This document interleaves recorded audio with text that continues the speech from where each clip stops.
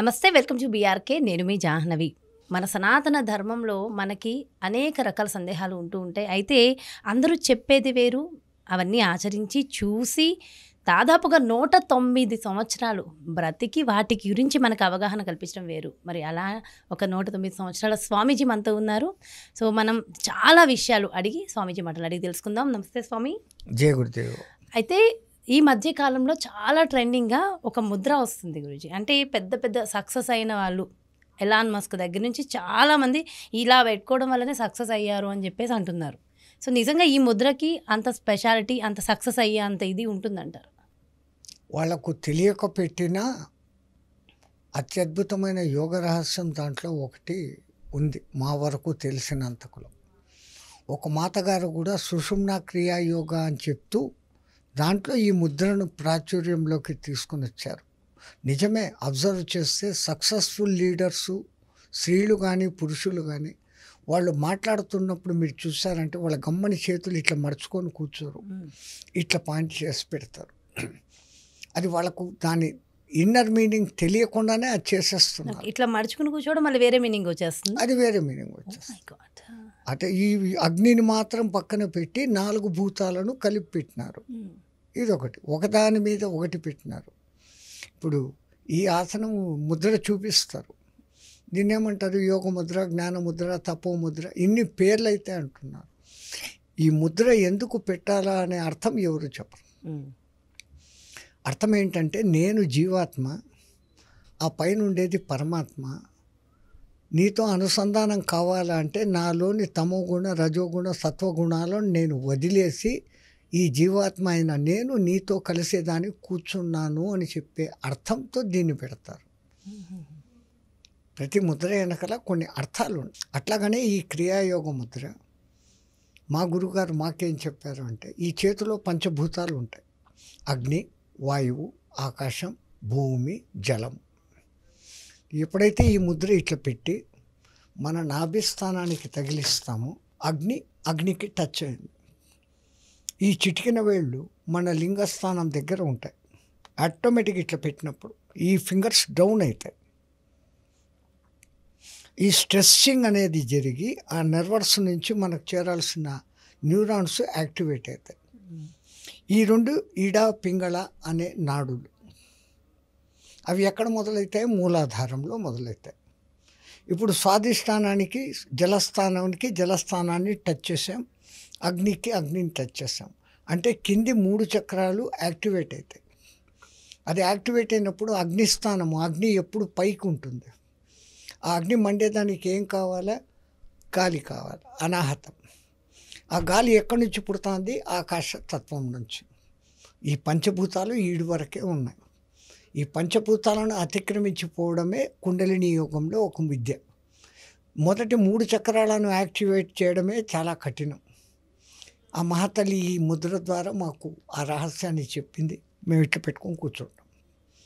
So ఈ 3 తొందరగా activate అవుతాయి.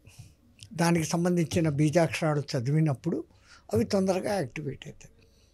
అలానే సుదర్శన క్రియ అని చెప్పేసి కూడా చాలా ఇది. అండ్ ప్రతిరోజు కూడా మనం నిత్యం గాలి, పండిత రవిశంకర్ వారు ఈ సహస్రారం అనేది సుదర్శన చక్రం అంటే సుదర్శనం, మంచి దర్శనం. ఆ మంచి దర్శనం ఆయనకు మహానుభావుడికి ఆ సుదర్శన క్రియా యోగా అనే దాని మీద జరిగింది. అట్లాగనే క్రియాయోగ వాళ్ళు ఉన్నారు, హఠయోగం వాళ్ళు ఉన్నారు. అసలు యోగ ముద్రలలో కూడా ఈ వంగేటప్పుడు గాలిని వదిలి లేసేటప్పుడు సరిగ్గా గాలిని తీసుకోవాలా అనే క్రియ చేయకపోతే ఆ ఆసనం పనిచేయదు. సో అన్నిటికన్నా మెయిన్ ఈ శ్వాస. ఈ శ్వాస రిథింలు ఎంత మనం మార్చుకుంటే, ఎంత తక్కువ శ్వాసలు తీసుకుంటే అంత ఎక్కువ కాలం జీవిస్తాం. సైన్సే చెప్తాంది, 21,600 శ్వాసలు ఒకరోజు మనిషికి నిద్రలోనూ మేలుకొని తీసుకుంటున్నాడు. ఆ శ్వాసలను మనం ఈ టెన్షన్లని, కోపాలని, ఆవేశాలని, ఈ విషయంలో ఇంకా ఎక్కువ శ్వాసలు తీసుకొని తొందరగా మన జీవిత కాలాన్ని తగ్గించుకుంటున్నాం. శ్వాసలను ఎంత నియంత్రించుకుంటే, ఎంత తగ్గించుకుంటే మన ఆయుష్ ప్రమాణం అంత ఆటోమేటిక్గా పెరుగుతుంది.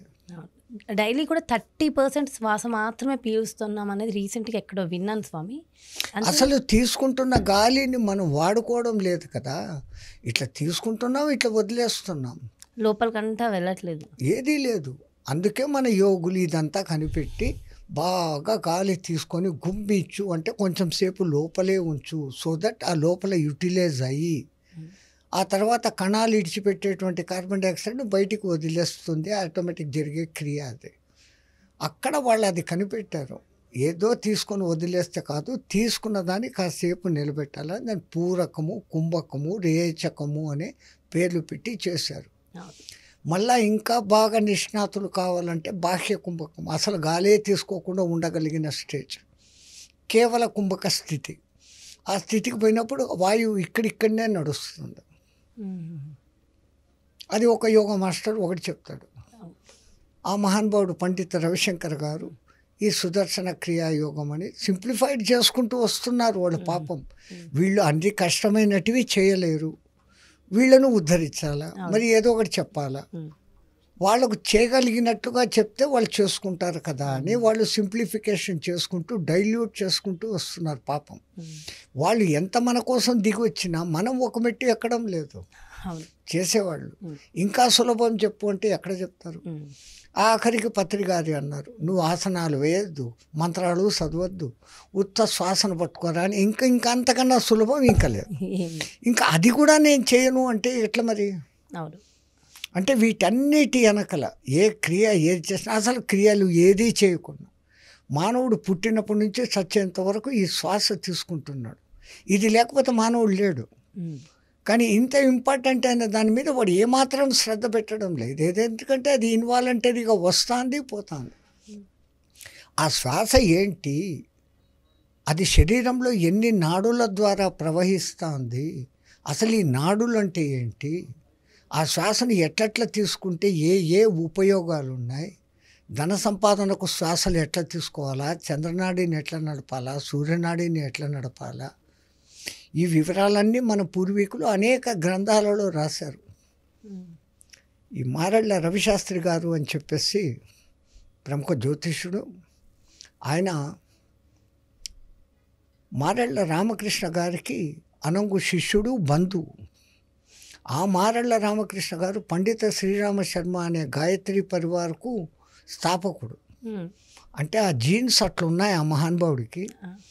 ఈ ఆయన చేసిన ఇంటర్వ్యూలు, మనుషులతో మాట్లాడింది, తన అనుభవ సారము, తాను చదివిన పుస్తకాలు అన్నింటి సారంగా శ్వాస అని ఒక బుక్ రాశారు.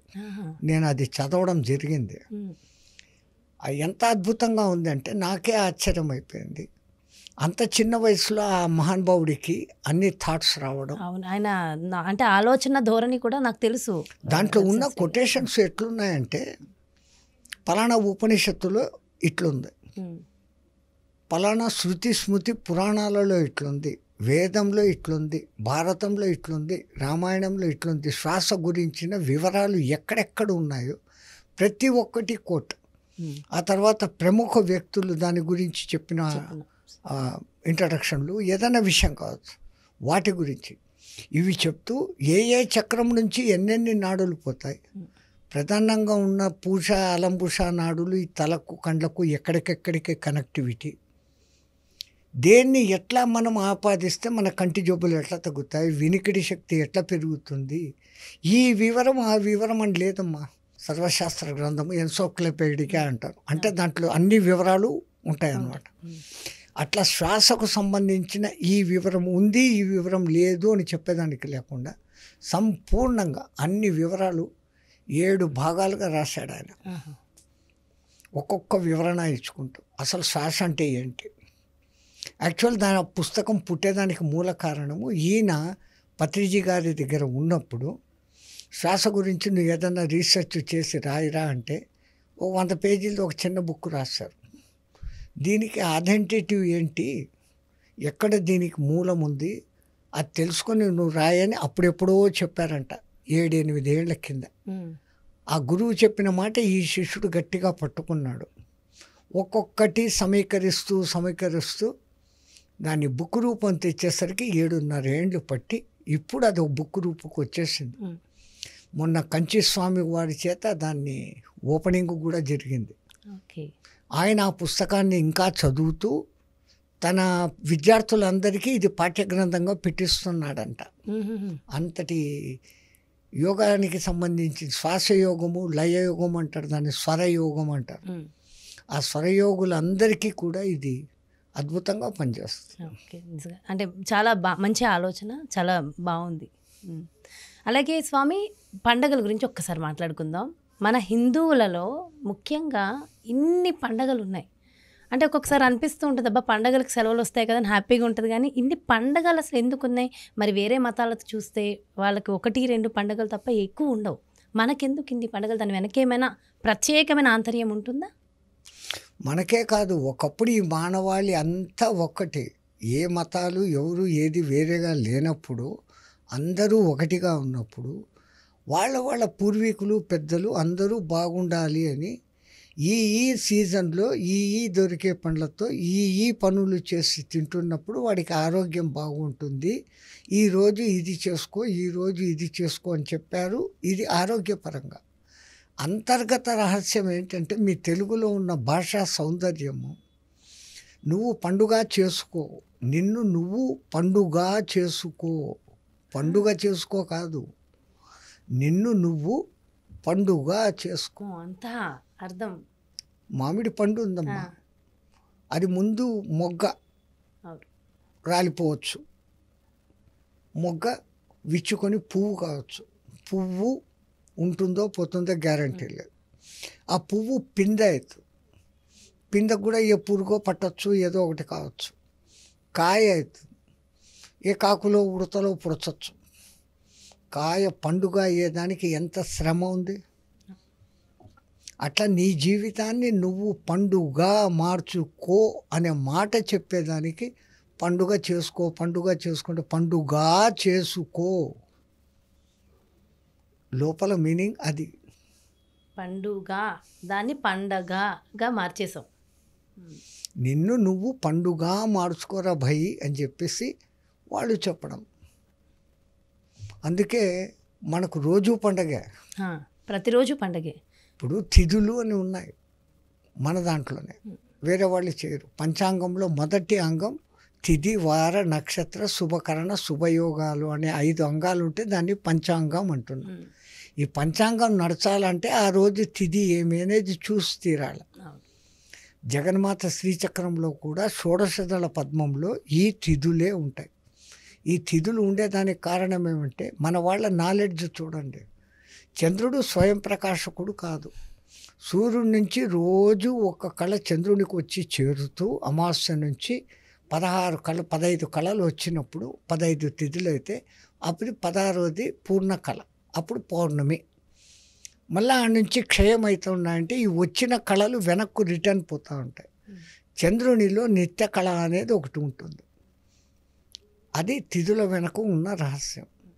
ఇప్పుడు పాడ్యమి ఉంది, అది వెంటనే మనకేం గుర్తొస్తుంది? బలిపాడ్యము గుర్తొస్తుంది. అంతటి ప్రహ్లాదునికి మనవడిగా ఉన్నవాడు, అంత విష్ణు భక్తుడు. ఆ రాక్షస రాజ్యంగా ఉండటం మూలంగా కొన్ని ఉన్న రాక్షస బుద్ధులు ఆయనకు ఇంకా మంచి ఉన్నత పదవి ఇయ్యాలని విష్ణు పరమాత్మ వాడిని సుతలానికి అతలానికి లోపలికి తొక్కేశాడు. ఆ రోజు బలిపాడ్యమి. దీపావళికి అది కూడా ఒక కారణం. అమావాస్య తర్వాత అమావాస్య పండగే, పౌర్ణమి పండుగ. ఎందుకంటే నిండు అమావాస్య నిండు పౌర్ణమి అవ్వద్దు, మన మనసుల మీద ప్రభావం చంద్రుడిది ఎక్కువ ఉంటుంది. పౌర్ణమి అమావాస్యలోనే సముద్రంలో ఆటుపోట్లు జరుగుతాయి.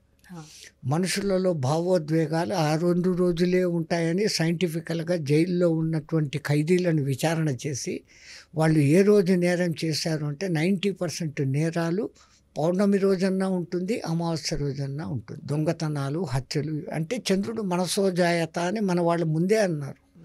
ఆ మనసు మీద చంద్ర ప్రభావం ఉండి వాళ్ళు కొంచెం ఓవర్ యాక్టివిటీగా పనిచేస్తారు. అందుకే పౌర్ణమి రోజు, అమావాస్య రోజు బాగా ఉపవాసం ఉండి పూజలు చేసుకో. ఆ రోజు ఆ థాట్స్ రాని ఎక్కువ, చెడు ఆలోచనల మీదకి వెళ్ళకండి అని దాని రెండింటిని కూడా పండగలుగా పెట్టేశారు.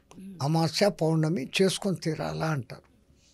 అది అట్లా. ఇంకా తర్వాత అమావాస్య నుంచి ఫస్ట్ పాడ్యమి వస్తుంది. పాడ్యమికి ఇంత కథ. ద్వితీయ యమద్వితీయ.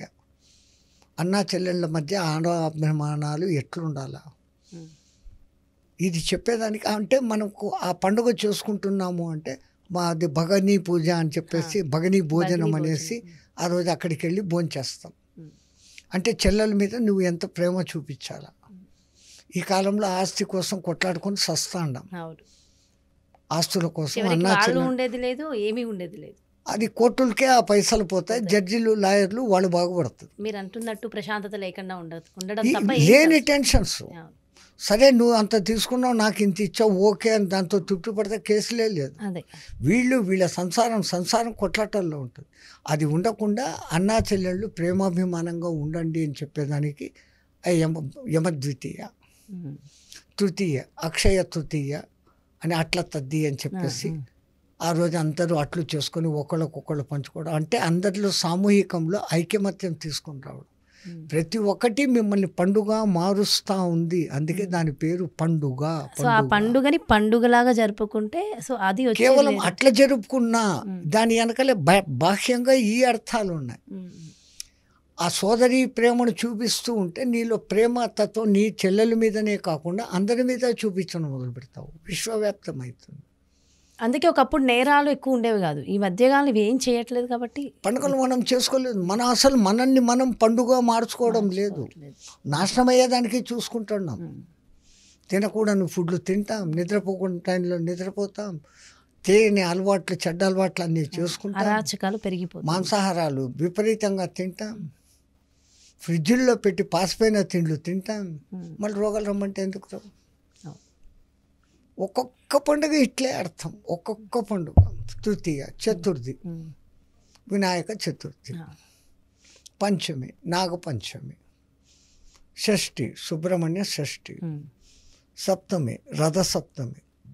ఎంత అద్భుతంగా ఆ రోజే పెట్టారంటే సూర్యుడు దిశ మార్చుకొని వస్తాడు అని అంటారు. సూర్యుడు దిశ మార్చుకోవడం లే, మనమే ఆయన చుట్టూ తిరుగుతున్నాం. ఈ సంగతి కూడా వాళ్ళకు తెలిసి ఇప్పుడు ఇంకా సూర్యతాపం ఎక్కువ అవుతుంది అని తెలుసుకున్న దినం ఎక్కడొస్తుంది స్టార్టింగ్ పాయింట్ అని రథసప్తమి అని నిశ్చయం చేసినారు. ఇంగ్లీష్ క్యాలెండర్ లాగా సేమ్ డేట్కు మన పండుగలు రావు, మారిపోతా వస్తాయి డేట్లు. ఒక్క మకర సంక్రమణం మటుకు 13, 14, 15, 14, 15, 16 సంక్రాంతి 12, 13, 14 ఈ మ్యాక్సిమం ఈ 3 రోజులే గ్యారంటీగా వస్తుంది. మిగతాటి రావు, ఎందుకంటే తిథులు మారిపోతా ఉంటాయి చంద్రకళలను బట్టి. సప్తమి అయింది, అష్టమి శ్రీకృష్ణ అష్టమి. ఇంకా ఆ రోజు ఆ కృష్ణతత్వాలన్నీ తెలుసుకుంటూ ఆహా కృష్ణుడు ఇట్లా చేశాడు అట్లా చేశాడు, నేను అట్లా ఉండాలనుకుంటే ఎంత బాగుంటుంది. కృష్ణుడికి భక్తుడై ఆ రాధారమణీయం అనే తత్వాన్ని తెలుసుకొని ఆ తత్వాన్ని పక్కన పెట్టేసి కృష్ణుడిలాగా ఉండాలంటే అదో వేరే మీనింగ్. అంటే 10,000 మంది భార్యలతో తిరుగు అనే ఆదర్శంగా తీసుకుంటున్నారు. కానీ ధర్మం కోసం ఆయన చేసిన పోరాటం, ధర్మం నిలిపేదానికోసం ఎంత ధర్మం వెనకల ఆయన కఠినంగా నిలబడ్డాడు. పాండవులది ధర్మం అన్న సంగతి తెలుసు, బలహీనులు 11 అక్షోహిణులు, 11 అక్షోహిణులు అటుపక్క, వీళ్ళ దిక్కు 7 అక్షోహిణులే. అతి దిక్కు అతిరథ మహారథులు భీష్ముడు, కర్ణుడు, శల్యుడు, కృపాచార్యుడు, ద్రోణుడు, ఇంతమంది మహారథికులు ఉన్నారు అక్కడ. ఇటుపక్క ఎవరున్నారు? దుష్యద్యుమ్నుడు ఒకడున్నాడు, అర్జునుడు ఒకడున్నాడు. మరి ధర్మం నిలబడాలంటే వీళ్ళ వైపుకే వచ్చాడు కానీ ఆ ఆశలకు డబ్బులకు లొంగలేదు. ఈ మంచి లక్షణాలన్నీ చూడకుండా ఉమనైజింగ్ చేసుకునేదానికి మటుకు కృష్ణుని ఆదర్శంగా తీసుకుంటున్నాను. తీసుకోవాల్సింది ఆ రాముడిని ఆదర్శంగా తీసుకోవడం. ఒకే బాణం, ఒకే పత్ని, ఒకటే మాట. అది తండ్రి మాట కోసము అంతటి వయస్సులో రాజ్యం చేతికి రేపు పొద్దున అని చెప్పి సాయంత్రానికంతా రేపు నువ్వు అడవులకు పోవాలి, రాత్రికి పోవాలంటే అప్పుడు అదే చిరునవ్వు, ఇప్పుడు అదే చిరునవ్వు. అది రామతత్వం. సోదరుల ఏడల ఎట్లుండాలి, ప్రజల ఏడల ఎట్లుండాలి, అది రామతత్వం. ఆ విధంగా నువ్వు ఉండు. కృష్ణుడు చెప్పింది పాటించు. భగవద్గీతలో ఏమి కృష్ణుడు చెప్పినాడో దాన్ని పాటించు. కృష్ణుడు లాగా నువ్వు ఉండవు. అష్టమి, నవమి శ్రీరామ నవమి, దశమి విజయదశమి. ఒక్క దశమిలో ఎంత అర్థం ఉంది. దశమి అంటే కనుక నీ దశ ఇంద్రియాలు వాటిని నువ్వు శుద్ధంగా పెట్టుకో. నీ మనస్సుతో 10 రకాల పాపాలు చేస్తావు. దశహర 10 పాపాలను హరించు అని. దాన్ని దసరా దసరా సరదాగా మార్చుకున్నారు. దశహర నా దశను మార్చు, నాలోని 10 పాపాలను పోగొట్టు. మీరు ఎప్పుడైనా గంగా స్నానానికి వెళ్తే అక్కడున్న పండాలు ఒక మంత్రం చెప్తారు.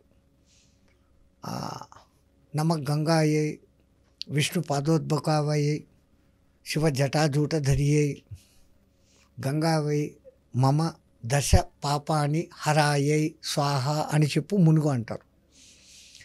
మనస్సు ద్వారా 4 పాపాలు చేస్తాం. ఈర్ష, ద్వేషం, అసూయ, పగ. శరీరం ద్వారా దొంగతనము, వ్యభిచారము, హింస, ఈ 3 7. వాక్కు ద్వారా అబద్ధపు సాక్ష్యాలు చెప్పడము, అబద్ధాలు ఆడడము, తను తాను పొగుడుకోవడం, ఎదుటి మనిషిని విమర్శించడం. ఈ 10 రకాల పాపాలు నేను చేస్తున్నమ్మా మనోవాక్కాయాలతో, వాటిని హరింపచేయి తల్లి అని మునుగుతున్నాం అక్కడ. ఆ మాట కోసం దసరా. ఆఖరికి ఇది ఇప్పుడేమో సరదా అయిపోయింది. దసరా అంటే అదేదో అదే దసరా ఎంజాయ్ చేసే పండగ. ఆ 2 కూడా అమ్మవారికి 2 నవరాత్రులు జరుగుతాయి. శరన్నవరాత్రులు, ఇంకో నవరాత్రులు. ఇప్పుడు కొత్తగా ఇంకోటి వారాహి నవరాత్రులు పుట్టుకొని వచ్చాయి. ఎందుకంటే ఈ మనిషి ఆశాజీవి. ఏదో కొత్త దేవత నాకు తొందరగా వశమవుతుంది అంటే దాని వెనకాల పడిపోవడం. కొత్తగా పుట్టుకొచ్చినాయి అని అంటారు, శాస్త్రంలో లేవంటారా? ఉంది, కానీ ఆమెకు నవరాత్రులు చేసేంత శక్తి మానవుడికి లేదు. ఆ కాశీలో ఉన్న గుడిలోకి మీరు 5 నిమిషాలు ఆమె ఎదురుగా నిలబడలేరు. ఈ రోజుకు విగ్రహానికి ఎదురుగా మీరు 5 నిమిషాలు నిలబడలేరు. అక్కడ ఆ ప్రచండమైనటువంటి శక్తిని మనం తట్టుకోలేము. అటువంటి తల్లిని జనబాహుళ్యాలకు లాక్కొని వచ్చేస్తూ ఉన్నారు. వారాహి గుడి ఉండాలంటే దానికి పద్ధతులు ఉన్నాయి. అంత లోతులో లోపల విగ్రహం ఉండాలా, వెళ్ళాలా, దిగాల, కిటికీలోంచి చూసుకోవాలా, వచ్చేయాలి. పూజారి కూడా కొన్ని పర్టికులర్ టైమ్స్లోనే లోపలికి పోయి బయటకు వస్తాడు. అంత శక్తివంతమైన తల్లి. తట్టుకోలేము ఆ శక్తి. మరి ఏమైనా అనర్థాలు జరుగుతాయి ఇవాళ రేపు? అంతా అది గోప్యం పక్కన పెట్టేసి మొత్తం ఓపెన్ అయిపోయి బ్రహ్మం గారు పాత దేవుళ్ళు మూలపడేరు, కొత్త దేవుళ్ళు పుట్టుకొచ్చారు అన్నాడు. అని వాళ్ళకు అంతా ద్రష్టలు, వాళ్ళకు తెలియని సంగతి లేదు. వాళ్ళేమో చెప్తూనే ఉన్నారు, మనం అదే చేస్తూనే ఉన్నాం. దసరా వెనకల అంత అర్థం. మళ్ళీ ఏకాదశి తర్వాత వచ్చేది ఏక ఆదేశి. నీ 10 ఇంద్రియాలకు కారణభూతమైన మనస్సును ఒక్క లైన్లో పెట్టు. ఆ రోజు ఉపవాసం ఉండడం అంటే కేవలము కడుపుకే ఉపవాసం కాదు, కండ్లకు ఉపవాసం, ముక్కులకు ఉపవాసం, నోటికి ఉపవాసం, చెవులకు ఉపవాసం, మానసిక ఉపవాసం అది ఉండాలి. కానీ లోపలేమో పిచ్చి పిచ్చి ఆలోచనలు చేసుకుంటూ ఒక్క రామకృష్ణ అనుకోకుండా గమ్మని కూర్చున్నాను నేను. లోపల ఆలోచనలేమో చేస్తూనే ఉన్నావు. మాట్లాడలేదు నేను, మౌనంగా ఉన్నా. నువ్వు మౌనంగా ఉన్నావు. నీ కళ్ళు చూస్తాండాయి, చెవులు వింటాండాయి, ముక్కులు వాసన పడతా ఉంది. లోపల ఆలోచనలు చేస్తూనే ఉండవు. వీటన్నిటినీ కూడా ఏక ఆదేశం ఇచ్చి అన్నిటికీ ఒకటే ఆదేశం ఇయ్యి అని చెప్పడమే ఏకాదశి. ద్వాదశి చిలుకు. ద్వాదశి ఏం చిలుకుతాండవు? నీలోని పాపము పుణ్యము, నీలోని మంచి చెడ్డ అనేదాన్ని ఆ రోజు చిలుకు. నేను చేస్తున్నది మంచా చెడ్డ, మంచా చెడ్డ అనే చూడు. తెలుసుకొని చెడ్డ అనేదాన్ని వర్జించేసి మంచి అనేదాన్ని తీసుకో. చిలుకు ద్వాదశి తత్వం. అదేదో రాక్షసులు దేవతలు పాల సముద్రంలో చేశారు. ఎక్కడ ఉంది పాల సముద్రం? పాల సముద్రం, పాల భాగం అంటామే, అది పాల సముద్రం. అక్కడ గ్రే మ్యాటర్ ఉంటుంది అని చెప్పి సైంటిస్టులు కూడా అంటున్నారు. తెల్లని మ్యాటర్ ఉంటుంది. అక్కడ జరిగే మదన. What I'm doing good, what I'm doing bad, how I should have to behave myself, నేను ఎలాగ ఉండాలి, ఆ మదన చెయ్యి. అది చిలుకు ద్వాదశి. త్రయోదశి శని త్రయోదశి. అక్కడున్న గ్రహం మా మీద పనిచేస్తుందా అనే పిచ్చి ప్రశ్న వేస్తారు. మానవ దేహంలోనే ఆ నవగ్రహాల ప్రభావం పడేదానికి కనపడని షట్చక్రాలు అని ఏది అంటున్నామో 7 చక్రాలు, ఆ ఒక్కొక్క గ్రహంతో అవి లింక్ అయి ఉన్నాయి. శని గ్రహం మన మూలాధారానికి అధిపతి. విసర్గమనం సరిగ్గా లేకపోతే అన్నిటికన్నా రోగాలు వచ్చేది అక్కడే కారణం. డైజెషన్ సరిగ్గా కాకపోతే విసర్గన సరిగ్గా జరగదు. సో ఆ శని ప్రభావానికి తగినట్లు కొన్ని ఆసనాలు ఉన్నాయి. ఆఖరికి ఆసనాలలో మలాసనం అనే పేరు కూడా ఆసనం ఉంది. అన్ని రకాలుగా మన వాళ్ళు ఆలోచించి ఈ పద్ధతులు అన్నీ పెట్టినారు. చతుర్దశి, నరక చతుర్దశి, ఇంత అద్భుతంగా 15 రోజులు పండగలే. మళ్ళీ పౌర్ణమి వచ్చింది, పౌర్ణమి నుంచి మళ్ళీ ఇదే పాడ్యమి, ఇదియా తదియా. అంటే ప్రతిరోజును ఆలోచించి దాని వెనకలో ఉన్న కథను నువ్వు తెలుసుకొని నువ్వు పండుగ మారురా భయ్, నువ్వు పండుగ కా, నువ్వు పండుగ కా అని పండుగ చేయమన్నావు. అది పండగలలోనే అర్థం. అసలు ఇంత అర్థం ఉంది ఒక్కొక్క పండగకి, కానీ జస్ట్ ఇట్లా తీసి పడేస్తారు. ఎందుకు ఇన్ని పండగలు అంటున్నారు. అలాగే స్వామి పండుగ అంటే ఆ రోజు కొత్త బట్టలు వేసుకోవాలా, సినిమాకి పోవాలి అంతే, లేదంటే ఎంజాయ్ చేయాలి. ఇవాళ రేపు పండగ అనగానే కూడా నాన్ వెజ్, మందు ఇవన్నీ కూడా కామన్ అయిపోయినాయి. అసలు ఇంట్లో వద్దు, ఈ పొద్దు 5 స్టార్ హోటల్లో లంచ్ చేస్తాం, స్పెషల్గా గడుపుతాం. ఆ రోజు భగవన్నామ స్మరణ చేసుకుంటూ ఈ రోజు నేను కనీసం ఈ పండుగ రోజు నేను పండుగ మారేదానికి ఏమి చెయ్యాలా అనే ఆలోచన చేసుకుంటే ఎంతో కొంత మార్పు ఉంటుంది. అలాగే ఈ మధ్యకాలంలో ఎక్కువగా వింటున్నాం, దేవుణ్ణి నమ్మే వాళ్ళకే ఎక్కువ కష్టాలు వస్తున్నాయి, సో మేము దేవుణ్ణి నమ్మము అని ఎక్కువ అంటున్నారు. మీరేమంటారు దాని గురించి? ఖచ్చితంగా. ఎందుకంటే మనం ఎప్పుడైతే కొలుస్తున్నామో దేవుడికి కూడా కన్ను మన మీద పడుతుంది. కానీ మన మీద పడిన వెంటనే ఆయన మన లిస్టు చూస్తాడు. ఆయన చూసేది 2 పాపము పుణ్యము. గత జన్మల్లో ఏమేం చేశాం, గత జన్మలో చేసింది ఈ జన్మలో అనుభవించాలా అంటే మనం కొంచెం పుణ్యకారాలు కూడా చేస్తుంటాం కాబట్టి కాలు ఇరిగిపోవాల్సిన చోట కాళ్ళలో ముళ్ళన్నా గుచ్చుతాడు. అది ఏదో ఒకటి తీరాలి కదా. అప్పు తీసుకున్నామమ్మా, కొంచానికి కొంచెమన్నా రిటర్న్ ఇవ్వాలి కదా, వడ్డీ ఇవ్వకపోతే అసలన్నా ఇవ్వాలి కదా. అట్లా దాన్ని పర్వను రెడ్యూస్ చేస్తాడు. ఈ రెడ్యూస్ చేసేదానికి ఉపయోగపడే స్వామి ఎవరు? శనేశ్వరుడు. మానవునికి ఏ విధంగా కష్టాలు వస్తాయి? 3 రకాలుగా వస్తాయి. 1 జబ్బులు, 2 ఆర్థిక ఇబ్బందులు, 3 అవమానాలు.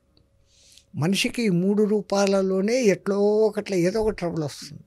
ఆ ట్రబుల్ వస్తుంది అంటే మన కర్మలను ఆయన కడిగేస్తున్నాడు.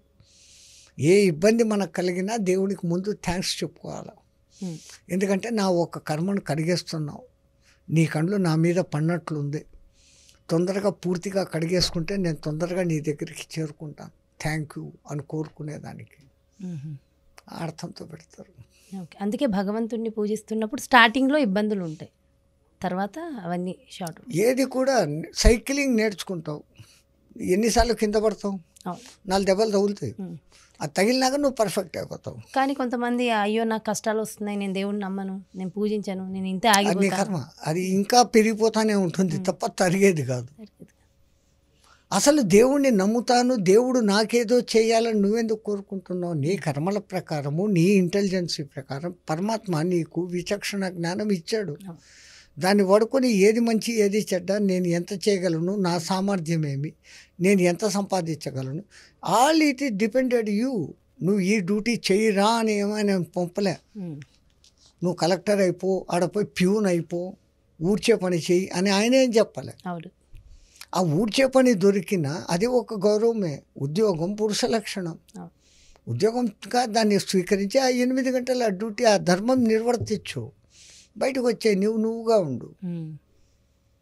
మొన్న ఎప్పుడో ఇంతకుముందు ఒకసారి నేను కేరళకు పోయినప్పుడు అక్కడ మున్సిపల్ కమిషనరు ఈ యోగా గురించి మాట్లాడుతూ ఆఫీస్కి రమ్మన్నాడు. వెళ్ళి కూర్చుంటే ఆడ ఇన్ని అప్లికేషన్లు ఉన్నాయి. ఏంటి స్వామి ఇన్ని ఉన్నాయంటే అవన్నీ MA WMAలు స్వామి. స్వీపర్ పోస్టులకు 6 పోస్టులకు అప్లికేషన్లు పెడితే 600 అప్లికేషన్లు వచ్చాయి. 3 పోస్టులకు 600 WMA అప్లికేషన్లు వచ్చాయి. మరి ఆ చదువుకున్న వాళ్ళు నేను ఇంత చదివాను ఊడ్చడం ఏమని దాన్ని చిన్న చూపు చూడడం లేదు. ఉద్యోగం పురుష లక్షణం, అదొక డ్యూటీ. ఆ భావనతో చేసినప్పుడు నీకు దాని పాపము పుణ్యము, ఆ పాపం పుణ్యం ఏముంది? అసలు నువ్వు శుద్ధం చేసి ఎంత ప్రజలకు ఉపకారం చేస్తున్నావు, సమాజానికి ఎంత సేవ అది. మనం నామోషినే నా ఇంత చదువుకొని ఆ పనే అని అనుకునే స్థితిలో ఉంటే నువ్వు అట్లే ఉంటావు. దేవుడు ఎక్కడ అని చెప్పలేదే, దానికి దేవుడిని నిందించాల్సిన పని ఏముంది? నువ్వు ఆ డ్యూటీ యాక్సెప్ట్ చేసుకున్నావు అంటే నీకు మున్సిపాలిటీలో జీతం ఎంత ఉంది ఇప్పుడు? Some thousands of journey you can able to comfortable living.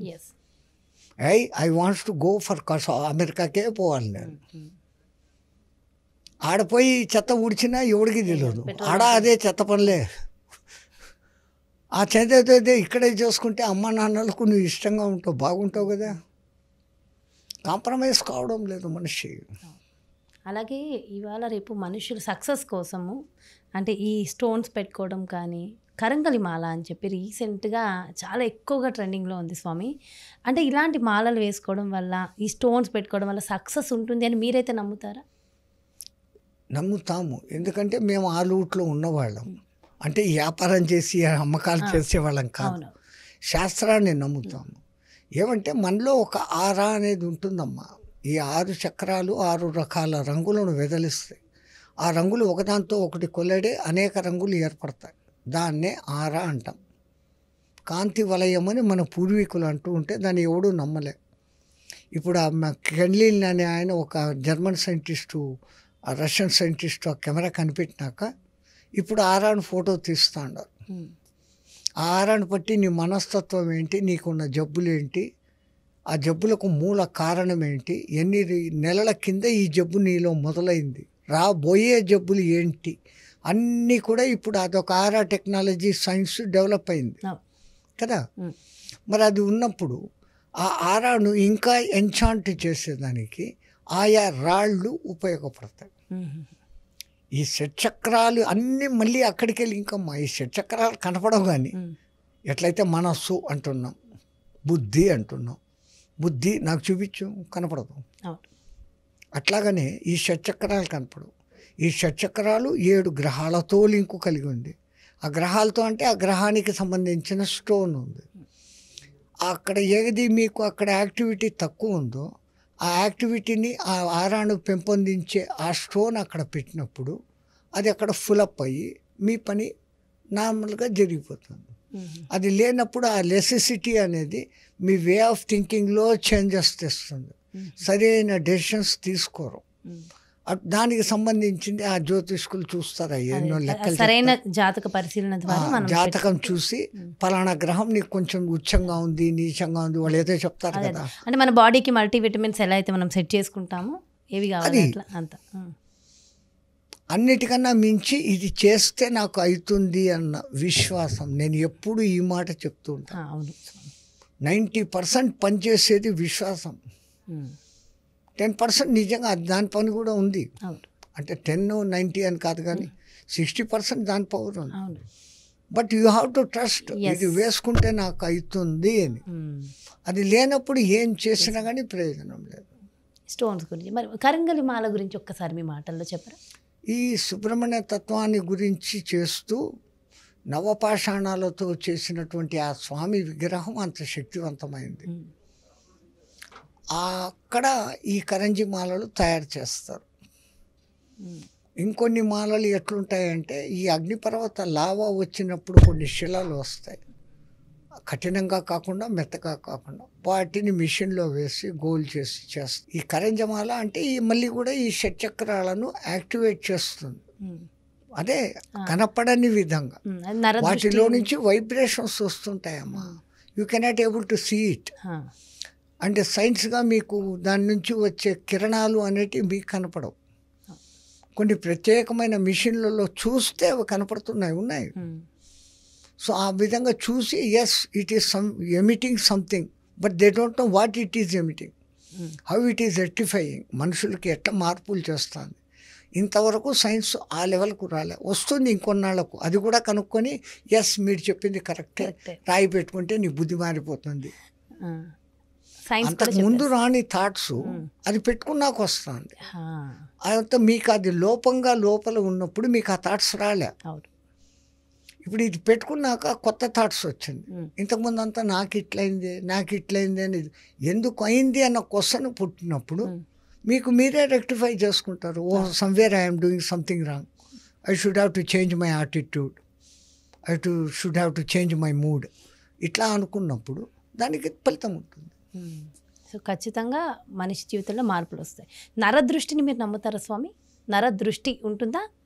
చెప్తారు కదా పాతకాలంలో నరుడి కంటికి నలరాయి అయిన పగులుతుంది. ఆయన భవిష్యత్తు రాసినారు కదా వీరబ్రహ్మేంద్ర స్వామి. ఆయన శిష్యుడు వాళ్ళిద్దరు రోడ్డు మీద పోతూ ఉంటే నవాబ్ వస్తూ ఉంటాడు. వీళ్ళు నమస్కారం పెట్టకుండానే పోతూ ఉంటే రాజు వాళ్ళని సభలోకి పిలిచి, నేను నవాబ్ కదా, నువ్వు ఎంత పెద్ద యోగి భోగి అయితే అవుతుంది, నాకెందుకు నువ్వు నమస్కారం పెట్టలేదు అంటాడు. అయ్యా నా నమస్కారం వద్దు, పెట్టకూడదు అంటాడు. ఎందుకు పెట్టకూడదు అంటాడు. ఏమన్నా జరగచ్చయ్యా అంటాడు. వినరు. అప్పుడు సిద్ధునికి చెప్తాడు, అరే సిద్ధ, ఆయనకు నమస్కారం పెట్టాలంటే దాని అర్థం ఏందో చెప్పు అంటాడు. సరే స్వామి, గురుగారు, రాజా, నీకు పెట్టే ముందర అక్కడున్న రాయికి నేను నమస్కారం పెడతాను అని చూడు అని దాని దిక్కు తిరిగి నమస్కారం పెడతాడు. ఆ రాయి పటేల్ మనకి పగిలిపోతుంది. అప్పుడు తిరిగి రాజా నీకు పెట్టమంటావా అంటాడు. రాజు నాకు వద్దురా బాబు, పెట్టాల్సిన పనే లేదు అంటాడు. అంటే ఒక నరుని దృష్టి దుష్టభావంతో పడినప్పుడు వీని తరంగాలు, ఆలోచనలు అనేది కూడా ఒక తరంగాలు, ఆ తరంగాలు బలీయంగా మారినాయి అంటే అది ఎదుటి మనిషిలో ఉన్నటువంటి నేను చెప్పిన ఈ ఆరాను ఛేదిస్తుంది. మీ గుడ్డ ఆరా కాస్త బ్యాడ్గా మారుతుంది. సో అది మీకు అది ఎక్కడ చేస్తుంది, మీ థింకింగ్ను మార్చేస్తుంది. దానికి ముందు ఒక మంచి పక్కగా ఇట్లా రూట్లో పోతున్నాను, ఈ వ్యాపారము, ఈ ఆర్టిస్టు, ఈ బొమ్మ, సంథింగ్ ఏదో ఒక ఫీల్డ్లో మీరు ఉన్నారు. వీడి మాటికి అట్లా 10 మంది చూడటంతో ఈ ఆరాలో వచ్చిన తేడా, మీ ఆలోచనలో తేడా వచ్చి ఒక కలర్ వాడాల్సింది ఒక కలర్ వాడేస్తాడు చిత్రకారుడు, ఒకవాడు చెప్పాల్సింది ఇంకోవాడు చెప్తాడు నటకుడు, నాయకుడు, what ever it may be. మనకి తెలియకుండా ఆ ఇది వచ్చేస్తాయి. సో దాన్ని రెక్టిఫై చేయాలంటే మళ్ళీ ఆ దృష్టి పడకుండా రిఫ్లెక్ట్ చేసి పంపేటట్లుగా కొన్ని రాళ్ళు, గ్రహాలు ఇవన్నీ ఉన్నాయి, కొన్ని పూజలు అవి చేసినప్పుడు వీటిని వీళ్ళ దృష్టిని మళ్ళీ రిఫ్లెక్ట్ చేసి పంపించేస్తాయి. ఓకే, డైవర్ట్ చేస్తుంది వీటి సైడ్కి. అప్పుడు వాడి మీద దాని ప్రసారం జరగదు, దృష్టి ప్రసారం జరగదు. అందుకే ఆఫీసర్లో ఫలానా చోటి ఈ అద్దం పెట్టుకోండి అంటారు. ఆ వచ్చిన వాడు బ్యాడ్ నెగిటివ్ ఆలోచనతో వచ్చిన వాని అద్దంలో వాని ముఖమే పడి అది మళ్ళీ వానికి రిఫ్లెక్ట్ అయిపోతుంది. అందుకని ఫలానా డైరెక్షన్లో ఇది పెట్టు అంటారు. అదంతా వాస్తు, మాకు ఆ గోల తెలియదు. అది. అలాగే ఇంకొక ప్రశ్న గురువుగారు, చాలామందికి ఏదైనా కోరికలు ఉంటాయి. కోరికలు ఉన్నప్పుడు మనం స్వామికో దేవీ దేవతలకో మొక్కులంటూ మొక్కుకుంటాం కదా, అవి మొక్కినప్పుడు ఖచ్చితంగా తీరుతాయా? ఎందుకు తీరుతాయి మొక్కులు మొక్కుకుంటే? మొక్కినప్పటి నుంచి దాని గురించే మీరు ఆలోచన చేస్తూ అది తీరాలి, ఆ దేవుడు నాకు తీరుస్తారు అన్న ట్రస్ట్ ఒక సైడు, అది మొక్కుకున్నాను తీరుతుంది అన్నప్పుడు మీరు ఇంతకుముందు ఏ సమస్యతో అయితే బాధపడుతున్నారో దానికి పరిష్కారం మీ కళ్ళకు కనపడలే. ఇది ఆటోమేటిక్గా ఇట్లా అనుకుంటూ మీరు అనుకుంటున్నప్పుడు ఏదో ఒక దినం మీలోనే లైట్ వెలిగి, అరే I should have to do like this, I never did like that, so it is happening అని మీకే రియలైజేషన్ జరుగుతుంది. అప్పుడు ఆ పని మీరు చేసేస్తారు. ఓహో నేను దేవుని మొక్కున్నాను, నాకు ఇక్కడ సక్సెస్ వచ్చింది అని అంటాము. ఇది సైన్స్ ప్రకారంగా. నిజంగా మనం చెప్పేది ఒక మంచి ఆలోచనతో మనం ఈ వేవ్స్ను పంపించాము అంటే అది యూనివర్సల్లో కాంటాక్ట్ అయ్యి మీరు అనుకుంటున్న దేవునికి పోతుంది. అది ఎట్లా అంటే పాతకాలంలో రేడియోలు ఉండేవి. రేడియో సిలోన్ 200 మీటర్స్ అంటాడు, radio of America, all India radio ఈ మీటర్లలో అంటాడు. మీరు దాంట్లో ఒకటి ఎర్ర నీడిల్ ఉంటుంది, ఇక్కడ తిప్పుతారు. సరిగ్గా ఆడికి తీసుకొని వచ్చినప్పుడే మీకు ఆ radio Sri Lanka, all India radio touch అవుతాయి. కొంచెం అటు ఇటు అయితే టచ్ కావు. సో మీ వేవ్ లెంత్ వాళ్ళతో కలిసేటట్లుగా మీ సహస్రారం నుంచి మెసేజ్ పంపగలిగితే, ఆ పంపడం ఎట్లా తపన, స్వామి నా కోరిక తీర్చు, ఈ మంత్రం చదివితే అవుతుందంట, ఈ సంతం ఈ సజెషన్ మీరే ఇచ్చుకుంటున్నారు. ఈ సజెషనే అక్కడికి పోయి రీచ్ అయ్యి మీరు అనుకున్న కోరికను మళ్ళీ ఫ్రూట్ అయ్యి రిఫ్లెక్షన్ చేసి మీకే ఇస్తుంది. అందుకే పూర్వీకులు యద్భావం తద్భవతి, నువ్వు అనుకున్నదే నీకు అవుతుంది. మేనిఫెస్టేషన్ అనేసి ఇప్పుడు కొత్త టెక్నాలజీ అంటాడు. Think think think that will come one day truth before you. నీ ఎదురుగా నిజమై కనపడుతుంది. మ్యానిపులేషన్ ఇవాళ టెక్నాలజీ ఇప్పుడు దాన్ని ఒప్పుకుంటా ఉండాలి. మళ్ళీ అన్నీ ఒప్పుకోవాల్సిందే, మన దానికి రావాల్సిందే. సో ఖచ్చితంగా నమ్మాల్సిందే. సో నమ్మకం. నేను 100 సార్లు ఇదే చెప్తా. ఏది చేస్తున్నా నేను ఇది చేయగలను అనే దానికి ముందు ఆలోచించుకొని నేను దీనికి సూటబుల్లా కాదా, చేయగలనా లేదా. ఒక్కసారి నేను చేయగలను అనే డెసిషన్ తీసుకున్నాక ఇంకా థింక్ చేయాల్సిన పనిలే. అకార్డింగ్ టు ది ప్లాన్ చేసుకుంటూ వెళ్ళిపోతే యూ విల్ గెట్ సక్సెస్. అది చేసే ముందర ఐ విల్ డూ దిస్ అన్నటువంటి విశ్వాస్, ఆ విశ్వాసం ముందుకు తీసుకెళ్ళిపోతుంది. జై గురుదేవ్. జై గురుదేవ్. ఎన్నో ఎన్నో అద్భుతమైన విషయాలు, విషయ పరిజ్ఞానం. అసలు మాట్లాడుతుంటే ఎంత ప్రశాంతంగా హాయిగా అనిపించిందంటే స్వామి, నిజంగా అంత గురువుల కటాక్షం తల్లి. పలికించేది వాడట, పలికేది మేమట అని భాగవతంలో అంటారు కదా. అంతా మా గురు కటాక్షం తప్ప మాది ఏం లేదు. చాలా మంచి నాలెడ్జ్ ఇచ్చారు. ఇంకా ఇంకా వినాలి, ఇంకా ఎన్నో విషయాలు తెలుసుకోవాలని అనిపిస్తుంది. బట్ ఇప్పటికి చాలా సమయం అయింది. సో ఖచ్చితంగా థ్యాంక్ యూ సో మచ్ స్వామి. ఎంతో విషయ పరిజ్ఞానాన్ని మా అందరికీ తెలియజేశారు. నా ఒక్కదానికి అంటే మా అందరికీ అనే అర్థం. థ్యాంక్ యూ సో మచ్ స్వామి. జై శ్రీమన్నారాయణ. జై గురుదేవ్. విన్నారు కదండి, ఎంతో అద్భుతమైన విషయ పరిజ్ఞానం అందరం కూడా నేర్చుకున్నాం కదా. సో ఖచ్చితంగా ఇలాంటివి నేర్చుకుని ఎంత వినసొంపుగా ఉన్నాయి అవన్నీ మనము రియాలిటీలో పెడితే ఆ స్వాములు ఆనందిస్తారు. అప్పుడు దానికి ఖచ్చితంగా ఒక పరమార్థం ఉంటుంది. ఇంతసేపు మనకు స్వామి చెప్పిన దానికి మరో ప్రత్యేకమైన అంశంతో మళ్ళీ మీ ముందుకు వచ్చేస్తాను. నమస్తే.